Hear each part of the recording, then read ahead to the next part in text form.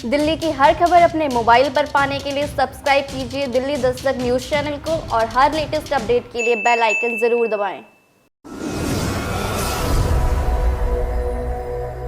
प्रदेश कांग्रेस उत्तराखंड के दिशा निर्देश पर कोटद्वार जिला कांग्रेस एवं महानगर कांग्रेस ने किसानों की जायज मांगों को लेकर किसानों का राष्ट्रव्यापी उत्पीड़न करने के विरोध में, साथ ही डीजल, पेट्रोल व घरेलू रसोई गैस के दामों में लगातार बेतहाशा बढ़ोतरी को लेकर भाजपा सरकार द्वारा जनता को महंगाई की मार झेलने के लिए मजबूर कर शोषण करने और भ्रष्टाचार में लिप्त उत्तराखंड सरकार के करोड़ों रुपयों के घोटालों की सीबीआई जांच करने और महिला शोषण में लिप्त भाजपा विधायक महेश नेगी को भाजपा सरकार द्वारा गिरफ्तार न कर संरक्षण प्रदान करने आदि मांगों को लेकर सभी कांग्रेस जनों ने मिलकर एक भव्य रैली का आयोजन किया। यह रैली मथुरा वेडिंग पॉइंट देवी रोड से होकर तहसील चौक तक किया गया। इस रैली में कांग्रेस से 100 यात्रा और घरेलू गैस सिलेंडर को कंधे पर उठाकर नारेबाजी के साथ महामहिम राज्यपाल को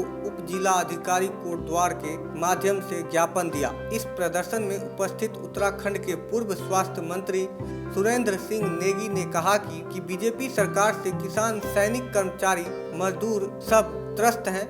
जनता अब बीजेपी सरकार से मुक्ति चाहती है क्योंकि इस सरकार ने आम जनता को ही लूटा है। जैसे लगातार पेट्रोल, डीजल, घरेलू रसोई गैसों के दामों में वृद्धि कर आम जनता की जेबों पर डाका डाला। इस पूरा उत्तराखंड प्रदेश आज त्राहिमाम कर रहा है। लोगों के पास रोज़गार नहीं है, जो रोज़गार थे वो समाप्त हो गए। दूसरी ओर जो है महंगाई की मार जो है प्रत्येक परिवार पर पड़ रही है। मध्यम वर्ग बिल्कुल टूट गया है, उसकी रीढ़ की हड्डी टूट चुकी है और इसीलिए हम लोगों ने राज्य सरकार और केंद्र सरकार को चेतावनी देते हुए उनको ये चुनौती देने का प्रयास किया कि तत्काल प्रभाव से महंगाई पर काबू करें। ये राज्य सरकार और केंद्र सरकार की जिम्मेदारी है कि जो है जनता को जो है सस्ते दामों पर चीज़ें उपलब्ध कराते हुए उनके आम जनजीवन को बेहतर बनाने की दिशा में काम करे, महंगाई को तत्काल प्रभाव से रोके और लोगों को राहत पहुंचाएं। दूसरा जो सबसे बड़ी समस्या है वो है बेरोज़गारी की।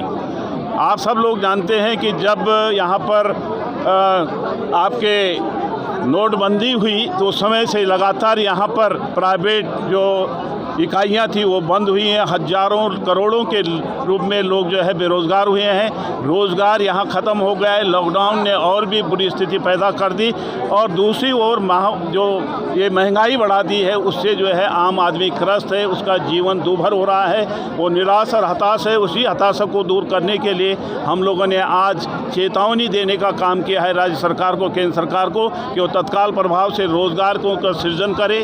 दूसरा जो महंगाई है उस पर अंकुश लगाए।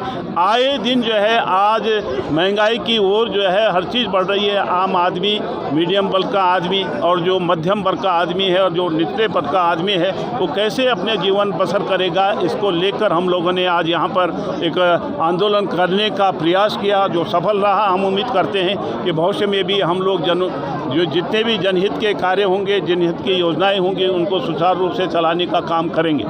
अगर ये राज्य सरकार, हमने कहा है, मैंने 3-4 महीने पहले एक अल्टीमेटम दिया है कि कोटद्वार की जन समस्याओं को अगर समाप्त नहीं किया गया, नहीं सुलझाया गया तो निश्चित रूप से आने वाले समय में हमको अनशन करना पड़ेगा मार्च अंत तक। और उसके लिए हम लोग कटिबद्ध हैं और हम लोग चाहते हैं कि जनता की तमाम जो सहूलियतें हैं उनको मिलना चाहिए। आज नगर निगम बना दिया गया। नगर निगम को क्या सहूलियत दी गई? आज वही कर्मचारी काम कर रहे हैं जो पहले नगर पालिका में थे। आज वही धनराशि दी जा रही है जो नगर पालिका थी। आज वही जो है स्टाफ काम कर रहा है, नियमित स्टाफ भी वही काम कर रहा है जो पहले उपलब्ध था। तो आखिर इसको बनाने की क्या ज़रूरत थी? विकास प्राधिकरण को लगाने की क्या आवश्यकता थी? इसके लिए हम लोगों ने जदोजहद की है। आवारा पशुओं की समस्या मुँह बाएँ खड़ी है। रोज़ लोग चोटिल हो रहे हैं, जानवर भी चोटिल हो रहे हैं, इंसान भी चोटिल हो रहे हैं और कई लोग तो जो है इतना दुर्घटनाग्रस्त हुए हैं कि उनके जीवन लीला ही समाप्त हो गई। इन मुद्दों को लेकर हम लगातार कोशिश करेंगे और जनता के माध्यम से राज्य सरकार को चेताने का प्रयास करेंगे, सुझाने का प्रयास करें कि इन मसलों पर शीघ्र से शीघ्र निस्तारण करने का करें ताकि जो है जनता आराम से, सुखी से पहले की भांति रह सके। ये हमारी जो है कोशिश है। हम लोग बहुत निंदा करते हैं इस बात की कि दिनों दिन